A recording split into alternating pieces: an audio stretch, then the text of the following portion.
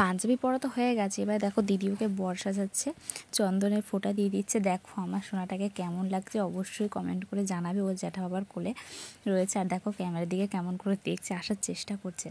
আর এদিকে দেখো থালা সাজানো মোটামুটি কমপ্লিট আমাদের। তো এদিকে ফুলগুলো সাজিয়ে পুরো কমপ্লিট। চলো দেখে নাও একটু ডেকোরেশনটা কেমন হয়েছে। তো ছোটোখাটোর মধ্যে সিম্পলের মধ্যে কেমন হয়েছে ডেকোরেশনটা অবশ্যই বলবে। আর এদিকে সোনা বাবা তো খেতে বসে পড়েছে, ও তো এমনিতেই খেতে খুব পছন্দ করে।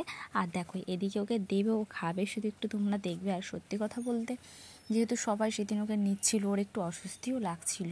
ফুলের মালা যেহেতু ঠান্ডা ছিল সেই কারণে বেশিক্ষণ ওর কাছে রাখা হয়নি, মানে যে টাইমটা খাওয়ানো হচ্ছিলো সেই টাইমটাই ওকে ফুলটা গলায় হাতে দেওয়া হয়েছিল, তারপরে খুলে নেওয়া হয়েছিল। তো এখানে সবাই মিলে ওকে আশীর্বাদ করে নিলাম। আর তোমরাও সবাই ওকে আশীর্বাদ করো যেন অনেক ভালো থাকে, সুস্থ থাকে। দেখো ওকে আংটি পরিয়ে দিয়েছিল, তা সেখানে ও আংটি পরছে না, একবার কিন্তু ফেলে দিয়েছিল। তারপর মামা ওকে নিজের হাতে আংটি পরালো, দেখো ও তাও পরতে চাইছে না, লাস্টে আংটিটা খুলে রেখে দিল। আর এদিকে দেখো যে ওর গালে খাবারটা দিয়েছে তো খুবই খুশি, খেতে বলে আগেই বলেছি যে খেতেও খুবই পছন্দ করে। তো তারপরে সব কিছু একটু একটু দিল আর লাস্টে পায়েসটাও একটুখানি গালে দিয়ে নিল। বাচ্চা মানুষ তো বেশিক্ষণ ওখানে থাকছিল না।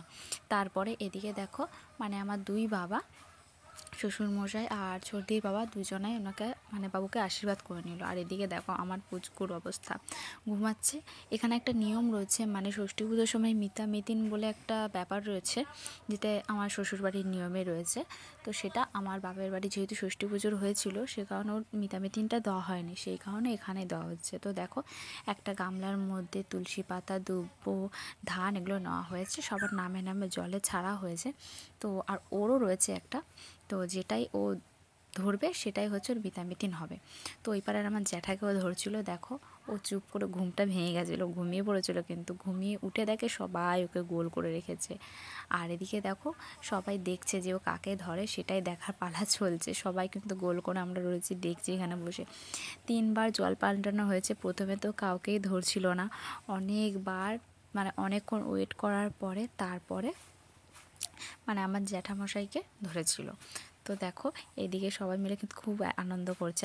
তো দেখে নাও এখানে কত লোকজন রয়েছে, সবাই কিন্তু এই জলের দিকেই তাকিয়েছিলাম আর আমি ভিডিওটা করেছি। আর অয়ন এখানে দাঁড়িয়ে আছে, আর বাবুকে নিয়ে তো ওই বড় মাটা কোলে বসে আছে। তো অনেকক্ষণের পর ও তো জ্যাঠামশাইকে ধরেছিল। তো তারপরে আমরা চলে এসেছি একেবারে খেতে, কারণ সারাদিন খাওয়া নেই, ভীষণই খিদে পেয়ে গেছিলো। তো একটুখানি তোমাদের দেখিয়ে দিলাম ক্লিপটা। তো সবাই এখানে খেতে বসে পড়েছে আর আমরাও একটু আগে আগেই খেতে বসে পড়েছি। শুভকে একটু বললাম একটু হাই করে দেবো, ও লজ্জা পাচ্ছিলো।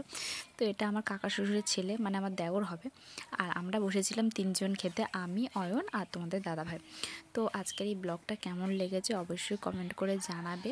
আর ভিডিওটা ভালো লাগলে like, comment, share and subscribe করে দিও। আর আমার ছেলেকে অনেক অনেক অনেক আশীর্বাদ করো যেন খুব ভালো থাকে, সুস্থ থাকে।